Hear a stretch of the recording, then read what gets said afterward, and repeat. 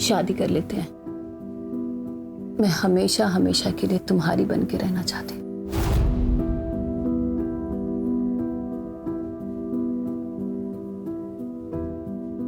चल कर लेते हैं, पर तुम्हें आशीष को डिवोर्स देना होगा।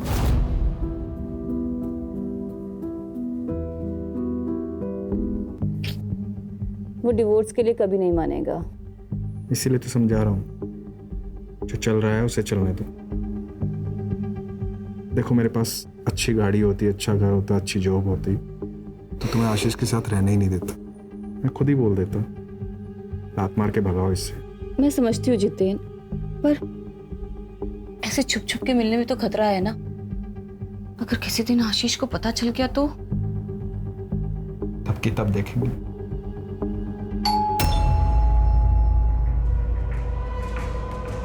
हे भगवान, वो आज इतनी जल्दी कैसे आ गए? तुम चुप हो जल्दी से।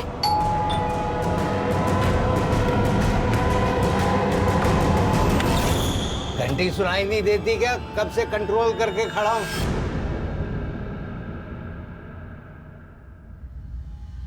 यहाँ टंकी फुल है मेरी, अभी खोलती नहीं तो यहीं टंकी खाली कर देता।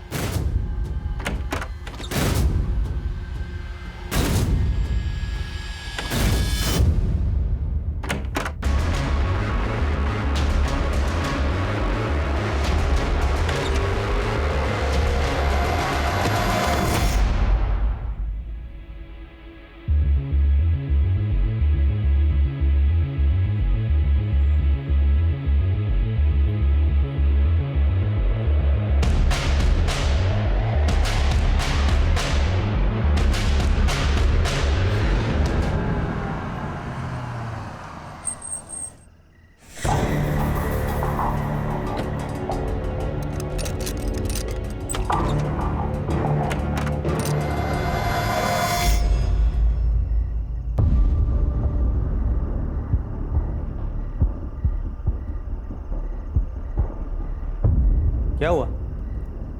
सब लोग ऐसे क्यों देख रहे हैं? मैं कोई चोर हूं क्या? हम कब से तुम्हारा इंतजार कर रहे हैं। 2 साल हो गए तुम्हें जॉब छोड़े हुए, अब तक तूने दूसरी जॉब भी नहीं पकड़ी।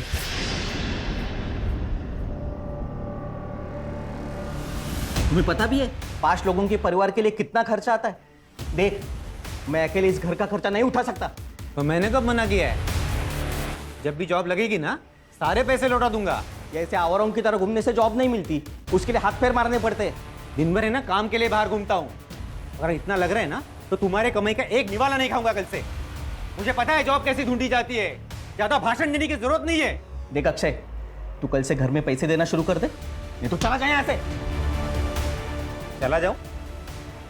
ऐसे कैसे चला जाऊं? ये घर है ना हम दोनों के नाम पे है, मैं नहीं जाने वाला। आपको पता भी है इस घर में जीना मेरे लिए कितना मुश्किल हो गया है, जहां बात बात पर जताया जा रहा है कि हम पर एहसान किए जा रहे हैं। मैं कुछ नहीं जानती, आप इनके पैसे दे दीजिए, नहीं तो हम ये घर छोड़कर चले जाएंगे।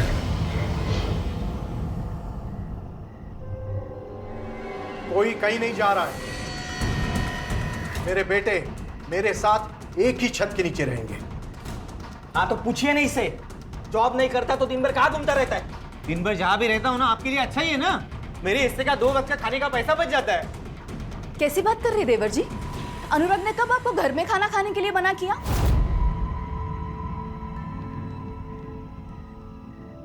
तो फिर किसी को क्यों जानना है मैं दिन भर क्या करता हूँ, कहाँ रहता हूँ?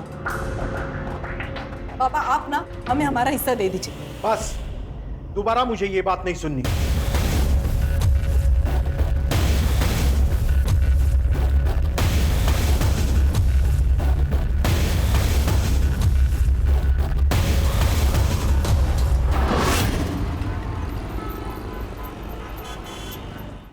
सुनिए, वो मुझे कुछ पैसे चाहिए थे, वो घर का थोड़ा सामान लेकर आना है। अभी 2 दिन पहले ही तो दिए थे 1000 रुपए। सुनो, क्या 2 दिन पहले? हाँ, जैसे तुम्हारी दारू महंगी हो रही है ना, घर गृहस्थी का सामान भी महंगा हो रहा है। दारू पीने के पैसे हैं तुम्हारे पास, पर घर गृहस्थी के सामान के लिए पैसे नहीं है। हाँ नहीं है पैसे, कर ले जो करना है। अरे, मैं तुम्हें जाने नहीं दूंगी। मुझे पैसे चाहिए, मतलब पैसे चाहिए। हाथ छोड़, हाथ छोड़। अरे सुनो,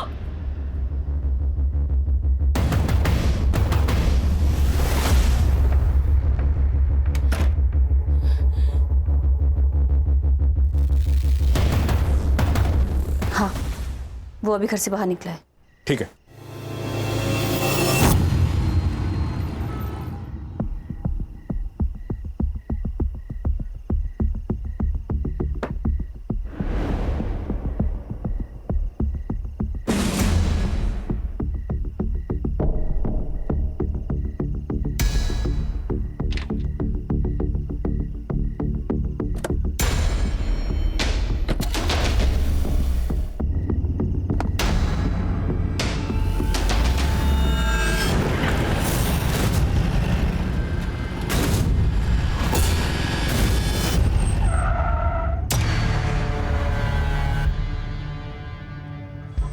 अरे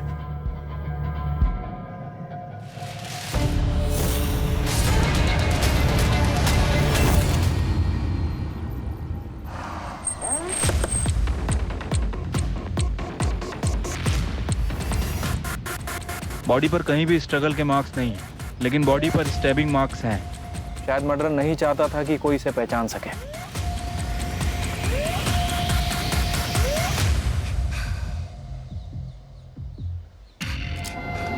सर 500 मीटर पर एक गाड़ी मिली है, गाड़ी के आसपास खून है। सर गाड़ी में कुछ नहीं मिला। आरटीओ ऐप से कंफर्म किया है कि ये गाड़ी आशीष खुराना के नाम पे है। आशीष खुराना? सर आशीष खुराना की वाइफ सिमरन ने आज सुबह ही उनकी मिसिंग कंप्लेंट दर्ज करवाई थी। बॉडी के साथ में ये खून मैच करके देखो, सिमरन को बुला के आइडेंटिफिकेशन करवाओ, ये गाड़ी फॉरेंसिक में भेजो और आशीष का सीडीआर और कल रात की लोकेशन निकलवाओ। Yes sir.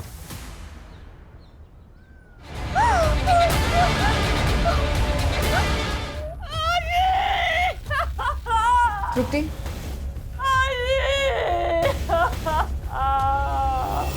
कल शाम को काम से लौटा तो थर्ड फ्लोर से चिकने चिल्लाने की आवाज़ आ रही थी। मैं समझ गया पुराना फैमिली फिर से झगड़ा कर रही थी। जाके देखा तो आशीष गुस्से से भाग गया। सर इन दोनों का तो लगा ही रहता है।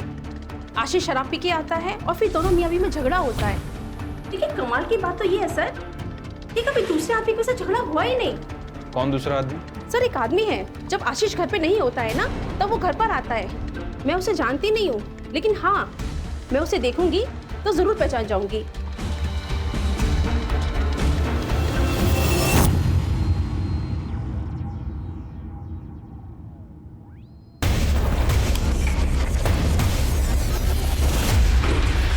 तो आपके हस्बैंड मिस्टर आशीष खुराना उस शाम को 7 बजे घर से बाहर निकले थे और फिर वापस लौटे ही नहीं। जी सर, हर दिन वो आधी रात को घर वापस आते थे। सर उस दिन मैंने फोन किया उन्हें तो उन्होंने कहा कि वो आधे घंटे में आ रहे हैं। सर उसके बाद मेरी आंख लग गई थी तो रात के करीब 3 बजे मेरी आंख खुली। वो घर वापस नहीं आए थे। मैंने उन्हें फोन किया पर सर सुबह तक उनका कोई रिस्पॉन्स नहीं आया। फिर सर मैं पुलिस स्टेशन चली गई। देर रात तक घर से बाहर रहने की क्या वजह थी? काम? नहीं सर, उन्हें शराब पीने की लत लगी हुई थी। शुरू में वो घर पर ही शराब पीते थे। जब मैंने रोका तो बाहर जाने लगे और फिर हर दिन वो नशे की हालत में घर वापस आते थे। काम क्या करते थे वो? सर वो बैंक में जॉब करते थे। 2 साल से उनके पास कोई जॉब नहीं थी तो हमने पड़ोसियों से सुना है कि जब आशीष घर पर नहीं होते थे तो अक्सर आपको एक व्यक्ति मिलने के लिए आया करता था। कहीं ऐसा तो नहीं कि उस व्यक्ति के साथ मिलके आपने आशीष को? व्यक्ति? सर ये आप ये क्या कह रहे हैं? आप मुझ पे मेरे पति की मौत का इल्जाम लगा रहे हैं। फिर आप ये इन पड़ोसियों की बातें सुनकर मुझ पे इल्जाम लगा रहे हैं। सर इनका तो काम होता है किसी के लिए कि कुछ ना कुछ कहना। सर ये तो बस जले पे नमक छिड़कते हैं।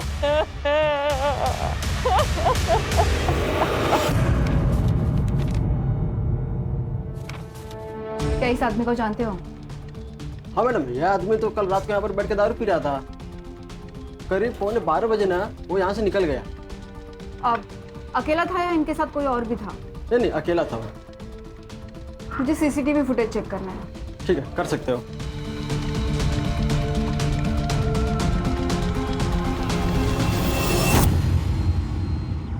हमने बार का सीसीटीवी फुटेज चेक किया और जैसे मैनेजर ने हमें बताया वैसे ही आशीष बार में अकेला ही ड्रिंक कर रहा था और 11:45 को आशीष बार से अकेला ही निकला और आशीष के लोकेशन डिटेल के अनुसार वो नॉन स्टॉप ट्रैवल कर रहा था वहां तक जहां पर हमें उसकी बॉडी मिली, जो कि एक सुनसान जगह है। आशीष अकेला गाड़ी चला रहा था, इसका मतलब किसी ने रास्ते में उसे रोका और उस पर हमला किया। ये 12 तारीख की रात का मालजीपाड़ा का डंप डेटा निकल हुआ। Yes sir. Sir, PM report और फॉरेंसिक रिपोर्ट आ गई है। सर, रिपोर्ट के हिसाब से उसकी मौत 12 तारीख की रात 12 से 13 तारीख की सुबह 3 बजे के बीच में हुई। मल्टीपल स्टैबिंग और एक्सेसिव ब्लड लॉस, और सर उसके लंग्स में धुएं के ट्रेसेस नहीं मिले, मतलब कि उसे मारने के बाद जलाया गया। और सर फॉरेंसिक में कुछ खास नहीं है, उसकी कार में उसके अलावा किसी के फिंगरप्रिंट नहीं है।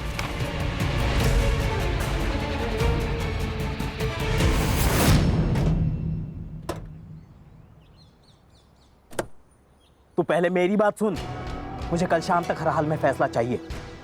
तू बस टाइम बोल, मैं पहुंच जाऊंगा। हाँ ठीक है। नागेश, कोणाशी बोलतोय? कहीं फिर से वही? आई तू कशाला घाबरते एवढं?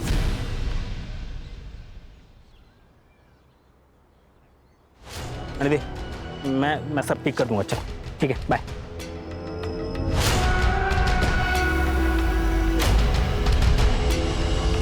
सर, आशीष के कॉल रिकॉर्ड के हिसाब से उसे लास्ट कॉल किसी अक्षय संपत का आया था और बार से निकलने के 15 मिनट पहले तक वो उसी से बात कर रहा था।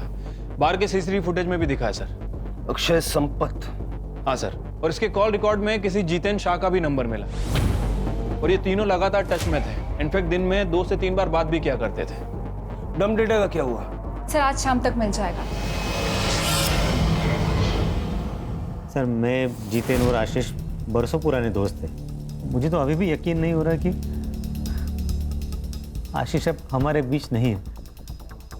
12 तारीख की रात को आप दोनों के बीच काफी बातें हुई थी फोन पे। क्या बात हुई थी? सर, जनरली ऐसे ही फ़ोन किया था, इधर उधर की बातें की और रख दिया।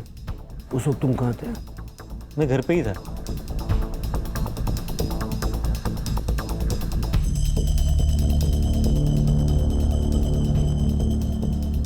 हाँ कदम, ठीक है सर।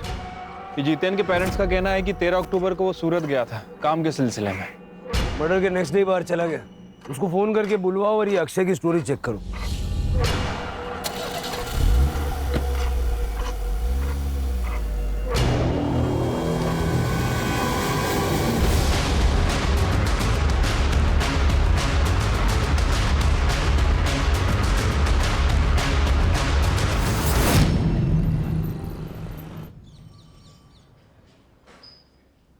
झूठ क्यों बोला? जिस वक्त आशीष बाहर से बाहर निकला उसी वक्त तू भी अपने घर से बाहर निकला और फिर रात को 1:30 बजे तक तुम्हारा फोन स्विच ऑफ था। वो क्या है सर, मैं रात को अक्सर बाहर जाया करता हूँ। वो क्या है ना, मुझे पान खाए बगैर नींद नहीं आती। और रही बात मोबाइल की, तो मेरी मोबाइल की बैटरी डाउन हो गई थी सर, इसलिए स्विच ऑफ हो गया था। लेकिन मैं जैसे ही घर लौटा मैंने चार्जिंग पे लगाया और सो गया। कितने घंटे तक बाहर था? यही कोई लगभग 1 आध घंटा। पान वाले के वहाँ बहुत भीड़ थी क्या 1 घंटा लग गया? नहीं सर, वो क्या है, मैं पान खाने के बाद ड्राइव पे जाता हूँ। वो ट्रैफिक कम रहती है ना रात को। कौन से पान वाले के वहाँ गया था? चौराहे पान वाला सर।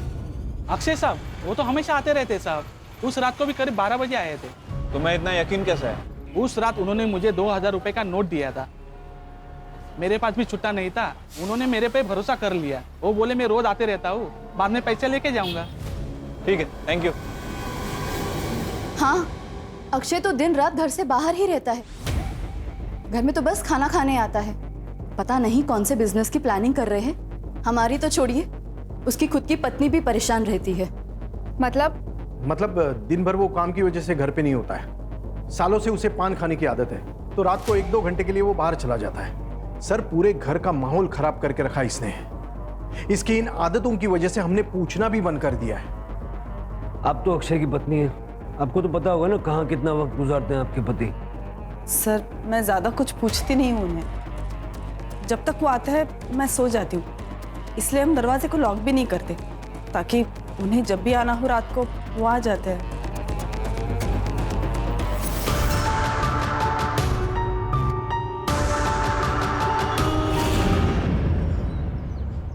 अगर अक्षय ने आशीष को नहीं मारा है तो फिर कौन हो सकता है? ये जितिन का है? सर कल आ रहा है। सर डीएनए रिपोर्ट आ गई है, वो बॉडी आशीष की है और मैंने उसका बैकग्राउंड भी चेक किया। उसे शराब पीने की लत थी, इसके अलावा सब कुछ नॉर्मल है। कदम, ये जितिन के घर के बाहर नजर रखने के लिए कांबड़े को भेजो। जैसे ही वो घर पे पहुंचेगा उसको सीधा पुलिस स्टेशन लेके आओ। Okay sir. आशीष की वाइफ सिमरन, उसका क्या हुआ? सर उसकी सीडीआर चेक की, एक नंबर मिला है जिससे वो लगातार बात करती है। इंक्वायरी की तो पता चला कि उसकी बहन रश्मिका भल्ला का है। नॉर्मल बात है सर, लेकिन हर दिन घंटों घंटों बातें करना और एक ही दिन में 2-3 बार बात करना, ये थोड़ा अजीब नहीं लगता है? रश्मिका और सिमरन दोनों के सीडीआर और लोकेशंस निकलवाओ। सर, और इसके पास और एक जली हुई बॉडी मिली है।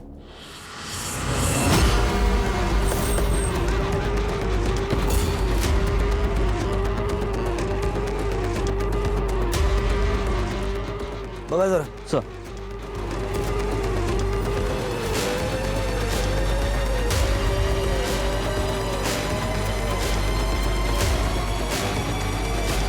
सर, बॉडी को पेट्रोल से जलाया गया है और बॉडी की कंडीशन देख के लगता है कि लगभग 12 घंटे पहले मौत हुई है, यानी कि मर्डर कल रात को हुआ है। सर, गाडीमध्ये काहीच सापडलं नाही। ये गाडी अक्षय संपत के नाम पे है। परिवार वालों को बुला लो।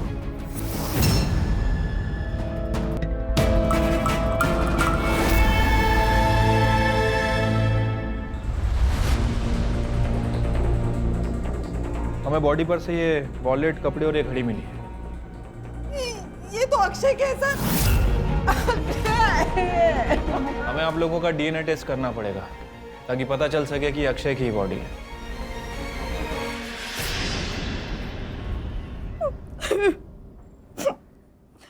बहुत कोसते थे सर ये लोग हमें, उनकी नौकरी क्या चली गई, हमारी हालत तो भिखारी जैसे हो गई थी, इसीलिए अक्षय ने इनसे हिस्से की बात की थी। सर, मैं अपने फैमिली को टूटने नहीं देना चाहता था, इसलिए मैंने उसे हिस्सा देने से मना कर दिया था। सर, ऐसा कौन सा बाप है जो अपने बेटे की बुरी आदतों की वजह से उसे ना डांटे? 2 साल हो गए सर और जॉब ना मिले, कैसे हो सकता है सर? मेरा बेटा कामचोर हो गया था, इसलिए मैं उसे सही रास्ता दिखाना चाहता था। घर तुम्हारी इनकम से चल रहा था तो घर में भी तुम्हारी चलती होगी। बिल्कुल नहीं सर, भाई था वो मेरा। और सर, कभी कभी समझाने के लिए सख्त रवैया अपनाना पड़ता है, और वैसे हम लोग सब प्यार से ही समझा रहे थे उसको सर। पहले आशीष और अब अक्षय, 2 दोस्तों की मौत हुई है। ये इत्तेफाक है या सोची समझी साजिश? दोनों मर्डर्स के बीच में कोई कनेक्शन नजर आ रहा है? नहीं सर। सिवाय इसके कि दोनों दोस्त थे और दोनों को मारने का तरीका सेम है। कुछ तो है जो हमें सतह पे नजर नहीं आ रहा, कुछ ऐसा जो इन दोनों के या तीनों के पास से जुड़ा हुआ है। सर, जितिन आ गया। क्या? अक्षय नहीं रहा? उसका मर्डर हुआ है उसी तरह जैसे आशीष का हुआ। जब ये सब हुआ तुम कहां थे? सर, डायमंड के बिजनेस में हाथ आजमाना चाहता था। सूरत गया था अपने कजिन के पास, उसका डायमंड पॉलिशिंग का काम है। तुम्हारे अक्षय और आशीष के बीच में रिश्ते कैसे थे? तीनों गहरे दोस्त थे सर, एक दूसरे के बहुत करीब, लेकिन अब तो मैं अकेला।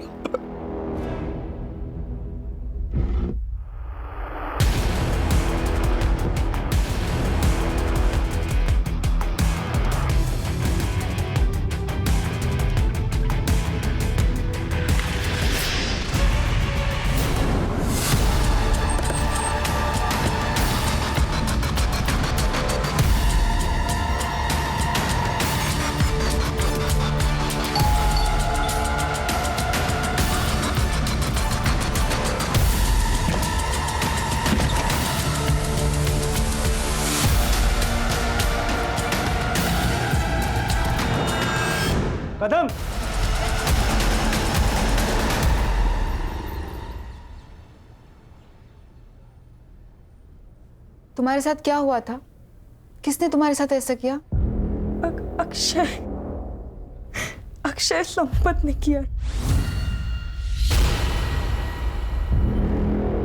अक्षय संपत? मैम मैं फंस चुकी हूँ, प्लीज मदद कीजिए। क्या यही है वो आदमी?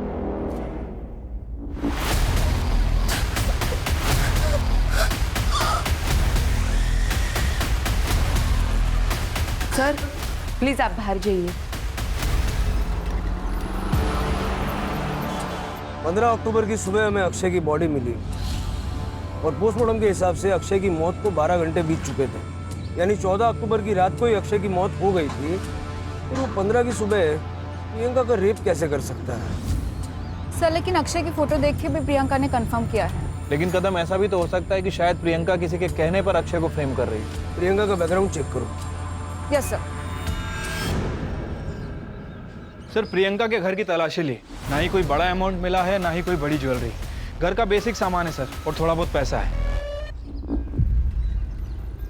हाँ सर, प्रियंका ने यह फ्लैट रेंट पे लिया था, लेकिन डील के वक्त तो 2 आदमी आए थे। कौन 2 आदमी थे? सर मैंने प्रियंका के बैंक डिटेल्स चेक किए। अक्षय संपत के साथ साथ एक और आदमी प्रियंका को मंथली अलाउंसेस दे रहा था। कौन? सर ये सच है कि प्रियंका से रिलेशन बनाने के लिए मैं उसे पैसे देता था, पर इसमें गलत क्या है? ये मेरे और उसके बीच की सेटिंग थी। सही गलत के बारे में तो मैंने पूछा ही नहीं, मैंने सिर्फ इतना पूछा कि ये सच है या नहीं। आशीष का क्या? आशीष का इस मैटर से कोई लेना देना नहीं था। प्रियंका वाले मामले में मैं और अक्षय इन्वॉल्व थे। प्रियंका ने कहा कि 15 अक्टूबर की सुबह अक्षय ने उसका रेप किया। कैसे हो सकता है? क्योंकि अक्षय तो 14 अक्टूबर की रात को मर चुका था। उसके पूरे शरीर पे चाकू से वार किए गए और बाद में पेट्रोल डाल के उसे जला दिया गया, और वो बॉडी अक्षय की ही थी क्योंकि उसका डीएनए उसके फादर के साथ मैच हो गया। तो इस बारे में अगर तुम कुछ भी जानते हो, ये सही वक्त है, बता दो। सर ये हो कैसे सकता है? मेरी तो समझ में कुछ नहीं आ रहा। मैं समझाता हूँ। तुमने और प्रियंका ने मिलकर अक्षय और आशीष को मारने का प्लान बनाया। तुम्हारा मोटिव क्या था?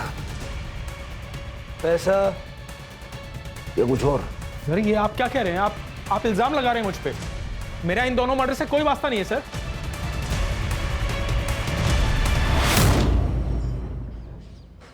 सर आशीष, जितेन और अक्षय हैं। इन तीनों की दोस्ती के अलावा एक और कनेक्शन है इन तीनों से रिलेटेड। सर 3 साल पहले इन तीनों को एक बड़े स्कैम के चक्कर में पकड़ा था, लेकिन सबूत ना होने की वजह से इन्हें छोड़ दिया गया। मैंने उस केस के इन्वेस्टिगेशन ऑफिसर नचिकेत परब को बुलाया है। सर मैंने आशीष और अक्षय के मर्डर के बारे में पढ़ा। 3 साल पहले आशीष, अक्षय और जितेन, इन तीनों ने मिलकर मुंबई के बैंक में फ्रॉड किया था, जिसकी इन्वेस्टिगेशन मैं कर रहा था। क्या किया था? सर दरअसल आशीष, अक्षय और जितेन तीनों लोन डिपार्टमेंट में काम करते थे। 3 साल पहले गवर्नमेंट ने गरीब लोगों के लिए एक स्कीम लाई थी, जिससे वो गरीब लोगों को 50,000 रुपये का लोन दे रही थी। 500 लोगों ने लोन के लिए अप्लाई किया था और उन सबके लोन इन तीनों ने पास किए थे। बैंक ने 2.5 करोड़ का लोन दिया था, लेकिन उन लोगों ने ये पैसा एक नकली एग्रो कंपनी में ट्रांसफ़र किया था, जो कंपनी इन्होंने बनाई थी। कई सारे वेंचर्स कैपिटल्स को इनकी नकली कंपनी का आइडिया पसंद आया और उन्होंने उस कंपनी में 10 से 12 करोड़ रुपए डाले। तब तक इन लोगों ने एक बड़ा सा ऑफिस लेके उन सबको झांसे में रखा, और जैसे ही उनका काम बन गया उन्होंने ऑफिस बंद किया और फरार हो गए। जब वेंचर कैपिटल्स को एहसास हुआ कि वो कंपनी नकली थी, तो उन्होंने एफआईआर दर्ज की। सर हमने तो सारे प्रोटोकॉल्स फॉलो किए थे। यस सर, हमने तो पूरे वेरिफिकेशन के बाद ही लोन सैंक्शन किया था उन लोगों को। सर लोन लेने के बाद वो लोग अपने पैसे का क्या करते हैं, हमारा लुकआउट नहीं। उन लोगों ने तुम्हारे कहने पे अपना सारा पैसा तुम्हारी नकली कंपनी में लगा दिया। सर किस कंपनी की बात कर रहे हैं आप? सर आप क्या बोल रहे हो ना, कुछ समझ में नहीं आ रहा है। सर हमारे हाथ में कोई सबूत नहीं था, इसलिए केस को बंद करना पड़ा। 12.5 करोड़ गायब थे, 10 करोड़ वेंचर कैपिटल्स के और 2.5 करोड़ बैंक के, जो बैंक ने लोन में दिए थे। और केस के चलते इन तीनों को सस्पेंड कर दिया गया। सबसे इंटरेस्टिंग चीज़ ये है कि इतना बड़ा घपला करने के बाद भी कहीं कोई प्रूफ नहीं मिला। सर क्योंकि उन्होंने अपने या अपने फैमिली के नाम पे कुछ भी नहीं रखा था। उन्होंने नकली नाम, नकली एड्रेस नकली पैन कार्ड और नकली आधार कार्ड से उस कांड को अंजाम दिया था। और रजिस्टर ऑफ कंपनी में भी उन्होंने किसी को घूस खिला के अपनी कंपनी रजिस्टर करवाई थी, इसलिए किसी ने अच्छे से कंपनी की जांच पड़ताल भी नहीं की।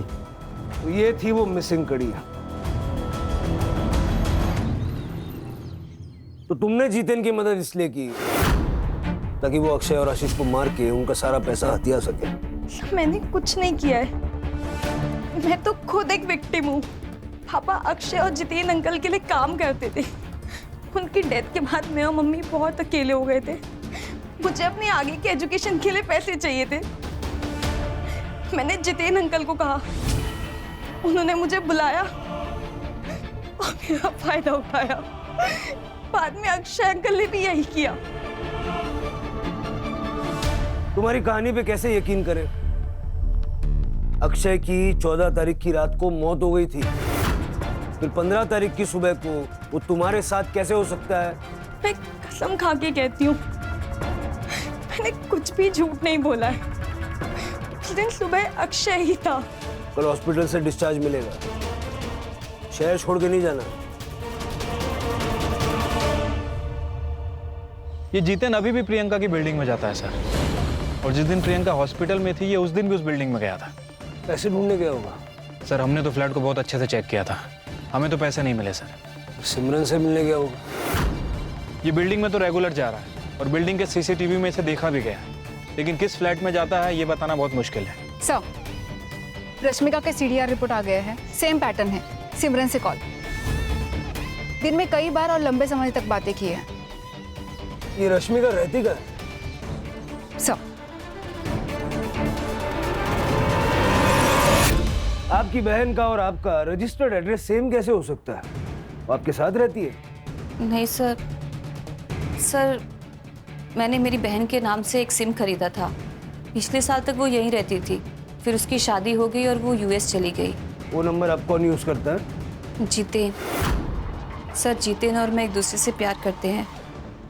आशीष को पता ना चले इसलिए जितेन वो नंबर यूज करता था। ये जितेन का और आपका रिश्ता कब से चल रहा है? 2 साल से सर। जब भी आशीष बाहर जाता था तो मैं जितेन को घर बुला लेती थी। इसीलिए आपने और जितेन ने कोर्ट में शादी के लिए रजिस्टर किया है? सर मेरी और आशीष की शादी तो 6 महीने में ख़त्म हो गई थी। आशीष को मेरे साथ रहने में कोई इंटरेस्ट नहीं था।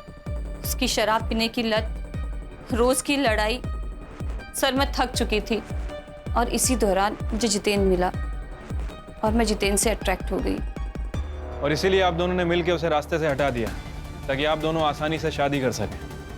नहीं सर, नहीं।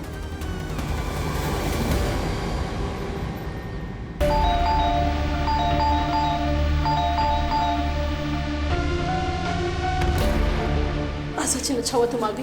देखो ना बहुत स्मॉल आ रही हो, गेट भी नहीं खोल रहा है। मैं पुलिस को फोन करता हूँ। हाँ। Hello hello, police station.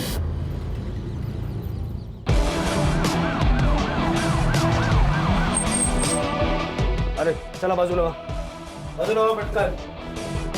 Sir ये मकान मालिक है, इन्होंने फ़ोन करके मुझे बुलाया था। दरवाजे के अंदर से बदबू आ रही थी सर, हम आपके आने का इंतजार कर रहे थे इसलिए हमने दरवाज़ा नहीं खोला। एक चाबी होगी ना आपके पास? खोल दीजिए।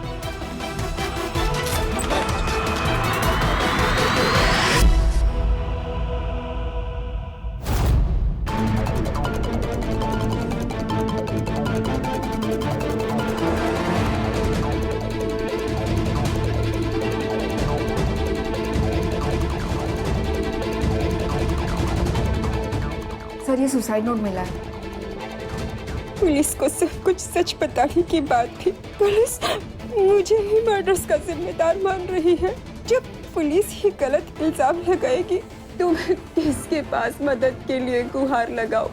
मैं पूरी तरह निराश हो चुकी हूँ, इसलिए मैं अपनी जिंदगी खत्म कर रही हूँ। सर आशीष और अक्षय की मर्डर की इन्वेस्टिगेशन कहाँ तक पहुंची है? देखिए इन्वेस्टिगेशन अभी चल रही है, अभी कुछ कह नहीं सकते। आप लोग कुछ कहते ही क्या है सर? 2 लोगों का मर्डर हो चुका है और दोनों के ऊपर 12 करोड़ की लूट का इल्जाम है। एक लड़की ने सुसाइड कर लिया, चाहे तो आप उसको बचा सकते थे अगर आप अपना काम ढंग से करते तो, लेकिन आप लोगों ने ऐसी कोई कोशिश नहीं की। जवाब दीजिए सर। मैम अभी इन्वेस्टिगेशन चल रही है, जो भी अपडेट होगा हम आप लोगों को बता देंगे। प्लीज चलिए आप लोग। सर आइए। सर आप रात को सुकून की नींद कैसे सो पाते हैं ये जानते हुए कि आपकी वजह से किसी की मौत हो गई है? क्या आपको बुरा नहीं लगता इस बात का? जवाब दीजिए सर, हम सब जानना चाहते हैं इस बारे में। आप लोग प्लीज चलिए। लेकिन सर हमारे सवालों का क्या? मैडम आगे बात चला।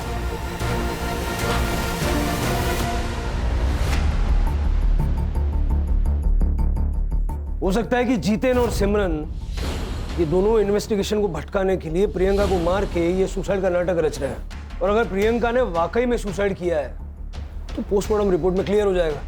प्रियंका ने कहा कि अक्षय संपत ने उसका रेप किया, जबकि अक्षय तो एक दिन पहले ही मर चुका था। प्रियंका सच बोल रही थी। सर कसम से हमारे दिमाग में कभी ये ख्याल नहीं आया, और जिस रात आशीष का मर्डर हुआ उस रात 3 बजे तक मैं सिमरन के साथ था। कहानी बहुत अच्छी है, बहुत बढ़िया, लेकिन इस कहानी में एक ट्विस्ट है। 2 को-कॉन्स्पिरेटर्स की गवाही तो चलेगी नहीं। आशीष को मारा पैसों के लिए और प्रियंका को मारा हमारा ध्यान भटकाने के लिए। सर ये आप बार बार क्यों कह रहे हैं? जो मैंने किया ही नहीं उसको क्यों बुलवाना चाह रहे हैं आप मुझसे? सर ये गोविंद संपत परिवार की हिस्ट्री चेक की है, पता चला है कि गोविंद की गीता नाम की भाभी है। ये गोविंद गीता को कुछ पैसे भी ट्रांसफर किया करता था, और गीता का एक बेटा भी है, नागेश नाम है उसका। और गीता ने पनवेल पुलिस स्टेशन में उसकी मिसिंग कंप्लेंट भी कराई है। 14 तारीख से गायब है, 14 अक्टूबर से।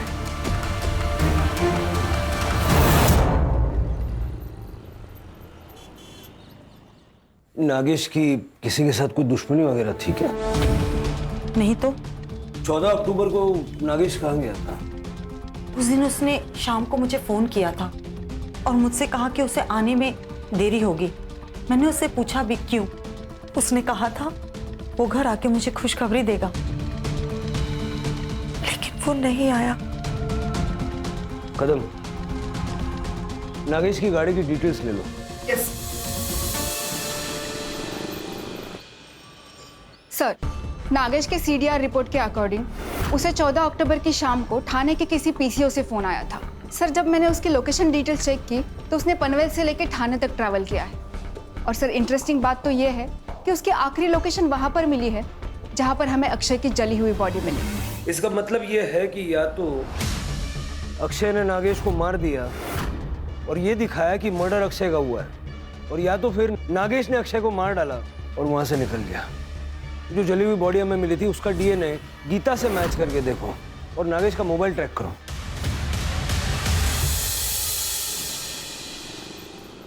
सर ये नागेश का फोन थोड़ी देर पहले पुणे में ऑन हुआ था, लेकिन स्विच ऑफ हो गया। सिम कार्ड डीलर को ट्रेस सर।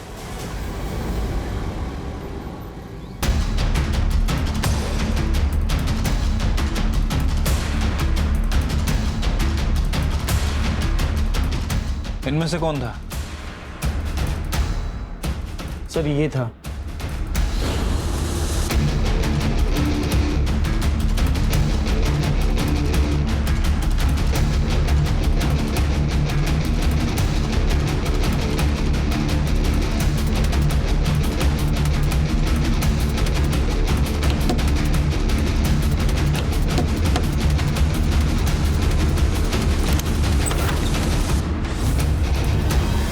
मैं संपत परिवार के पड़ोस में ही रहती थी। गोविंद शादीशुदा थे, फिर भी हमें एक दूसरे से प्यार हो गया और उसने मुझसे मंदिर में शादी कर ली। और जब मैं प्रेग्नेंट हुई तो उसने मुझे पनवेल वाले घर में शिफ्ट कर दिया ताकि हमारे रिश्ते के बारे में किसी को पता ना चले। लेकिन हाँ, गोविंद की पहली बीवी के बच्चों से उसकी कुछ लड़ाई चल रही थी। प्रॉपर्टी और पैसे के हिस्से को लेकर गोविंद नागेश को हिस्सा देना चाहता था, लेकिन अक्षय और अनुराग को मंजूर नहीं था, इसलिए कई बार उन लोगों में झगड़ा हुआ। तू पहले मेरी बात सुन। मुझे कल शाम तक हर हाल में फैसला चाहिए। तू बस टाइम बोल, मैं पहुंच जाऊंगा। और किसी से उसकी कोई लड़ाई नहीं थी।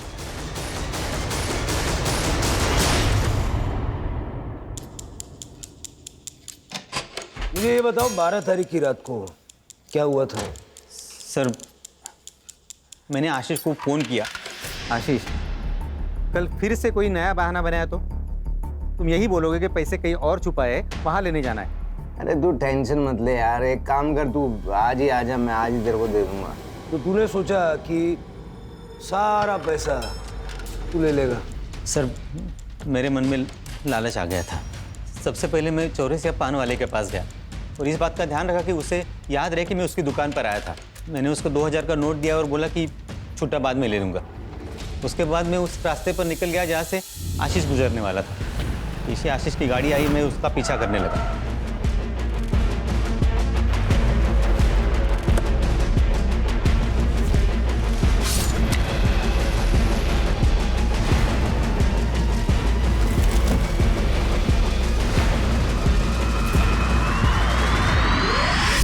सर बैंक के फ्रॉड से हमें 12.5 करोड़ रुपए मिले थे। वो सारे पैसे हमने आशीष के पास रखे थे। नीरज और मैं बार बार उसे कह रहे थे कि हमें हमारा पैसा दे दे ताकि हम भी हमारी ज़िंदगी में आगे बढ़े, लेकिन वो हमेशा हमारी बात टाल देता था। साहब ये अक्षय आशीष को कुछ नहीं बोलता था, मैं ही उसके पीछे पड़ा रहता था। मैं कहता था अरे जब पैसा है और उसे इस्तेमाल नहीं कर सकते तो क्या फ़ायदा। मुझे नहीं पता था ये कमीना उसे मार देगा। तू भी कोई बड़ा दूध का धुला नहीं है, समझा ना? Control control. पैसा कहाँ छुपा है? सर ये सब करके मैं घर आ गया और पैसे गिनने लगा। तब मेरा भाई अनुराग, उसने मुझे देख लिया। मुझे उसे सब बताना पड़ा। तब अनुराग ने मुझे एक आइडिया दिया।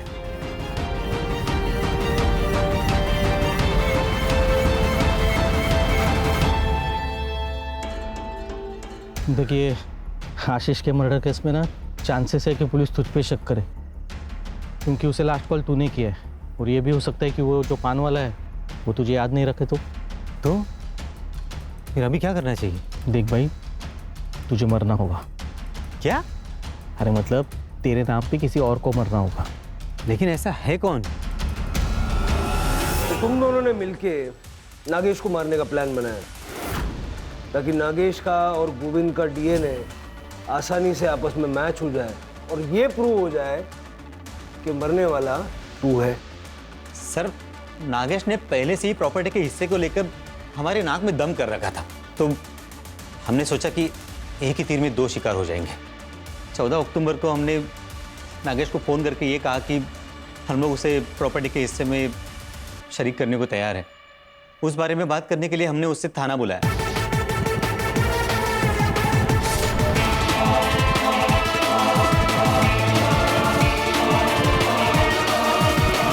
अनुराग और मैं रात भर यहाँ वहाँ घूमते रहे, यही सोचते कि आगे क्या करना है। तब अनुराग ने मुझे बताया कि उसे सब कुछ सेट करने के लिए कुछ वक्त चाहिए। तो मैंने सोचा मैं भी अपना समय प्रियंका के साथ बिताऊं। लेकिन सर जब मैं वहाँ पहुँचा तब मुझे नहीं चाहिए पैसे, जाओ। किसे जाने को बोल।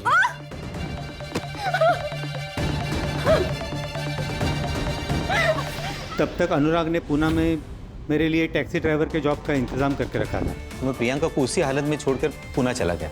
वहाँ जाकर मैंने नागेश की गाड़ी बेच दी और नकली आधार कार्ड बनवाए। चार्जशीट बनाओ और वो अनुराग को ढूंढ के ले आओ। चलो।